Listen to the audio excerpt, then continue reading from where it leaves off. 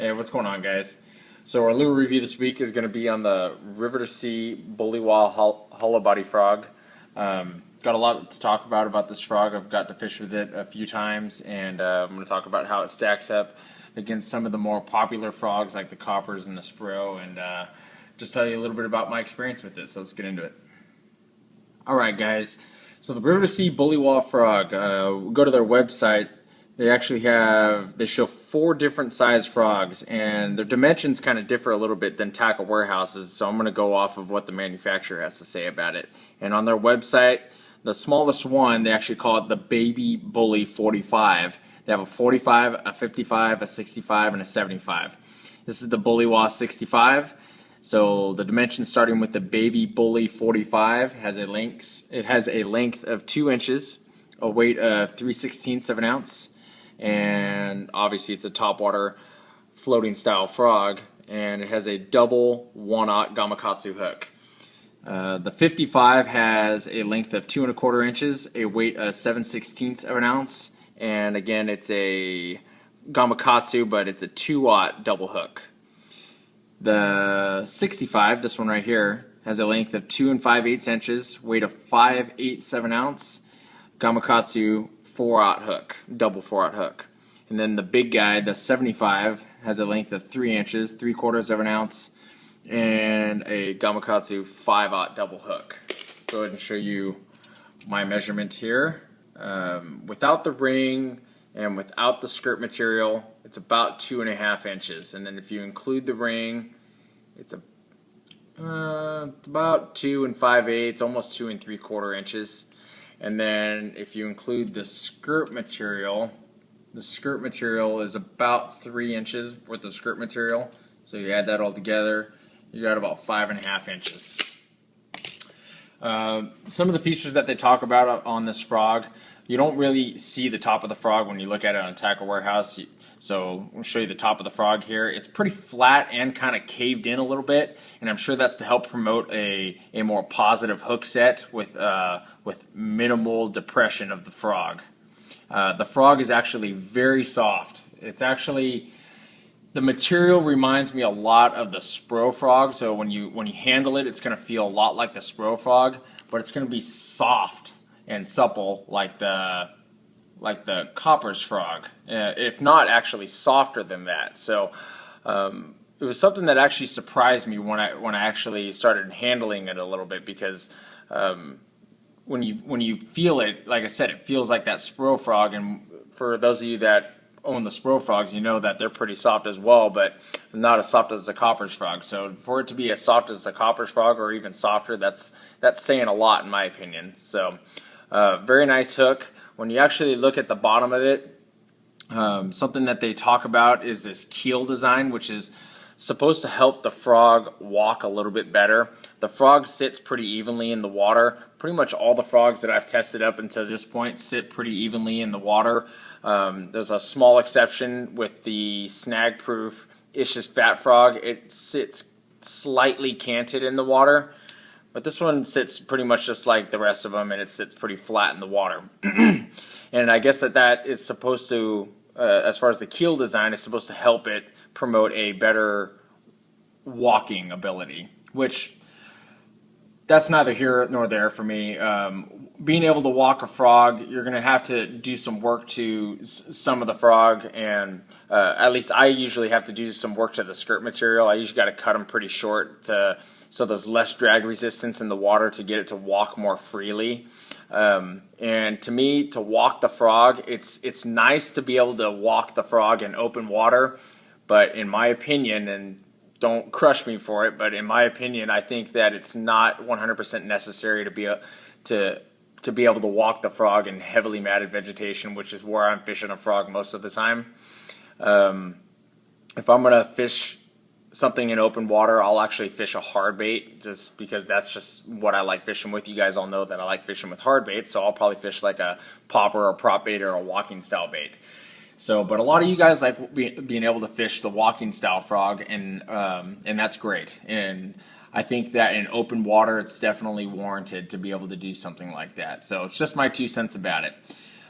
You notice on the front of the frog where the line tie is, you'll notice that it's tied off with some thread, and I'm sure that that's supposed to just help keep some more water out of this frog. You'll also notice that the double hook here is banded with another rubber. I guess it's kind of like a collar, and that moves. So I don't know if you can saw we moved that. It keeps moving back, but you can push this thing up and down on that hook there, and ultimately that's just supposed to help kind of keep water out by butting it up against the hole there. So, and in my experience with the frog, I didn't have any trouble with getting water in or out of the frog. I didn't have any problems getting water in the frog, so I didn't have to get it out. So, also when you peel the frog or peel the hook down a little bit, you'll notice that the frog, or I should say the frog hook, has a molded chunk lead on it, and it's been ground down so it can fit inside the frog. Obviously you can see the grinding marks on it, but that's probably just to get whatever desired result that River2Sea wanted to get out of the frog, maybe to help it sit a little bit better in the water. I don't know. The frog is a pretty decently large frog. You look at it on these are both like the 65 style frogs, so you can tell that they're pretty big, but I'll show you a 55T of the Copper's frog. If I can grab one here somewhere. There's one. Here's a 55T to kind of give you guys an idea of how big that frog is. So, and then here's a Bronzei 65. So it's a pretty large frog. It's obviously not like the King Daddy Spro frog or anything like that, or even probably like the Bully Wa 75, obviously, but it's a pretty large frog, you guys. So also, when you look at the legs coming out of the back here, I noticed that the legs kind of come out more towards the rear and less out the sides. It's not as prominent as the snag-proof frog and the Ish's fat frog, but it's just a little bit more than the Copper's live target frog. Look at it here up against the Spro frog. You can tell that it's jetting more out the back than it is out the sides there. So, and again, that's just going to help promote it walking from left to right a little bit more. So you can cut the skirt down to help it walk a little bit better. It's about optimum where it is. Most people like to have that skirt material about the size of the frog, and you can probably cut this down another 1/4 inch or so. So no rattles in this frog, just so you guys understand that. But let's go over the colors here. This color is called I Know It, and it's kind of like a shad style frog, where it has the blue back like a sexy shad with a scale pattern. It's got the shad dot on it with the what do you call that? Just the shad line on it, I guess. Painted eyes, red throat. This is pretty much the business of the frog right here. This is what the fish are gonna see, and it's pretty much just a white belly with a 3 color tone skirt or leg material here, and this is rubber. And there's about 25 strands here, so it's a pretty full leg skirt material here. So this color is called I Know It.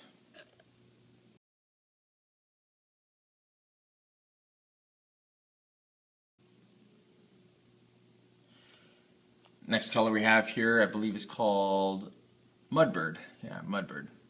And Mudbird has a pretty much just an overall brown body with a little bit of yellow mixed in with this cracked yellow painted in there, I guess. So I can give you a close-up of it. The River2Sea is actually embossed into the body of the frog. So you can see the River2Sea logo, and it says Elite right below that.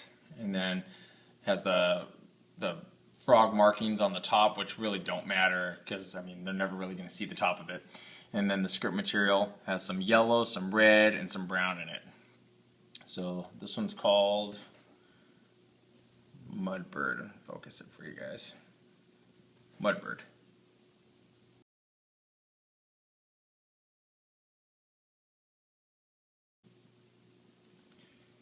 So there's a review, guys. I hope it met most of your guys' expectations. If you guys have any questions or anything like that, just leave them below and I'll be happy to answer them. You guys want to know how that stacks up against a frog that I didn't show, just let me know and I'll let you know my 2 cents about it.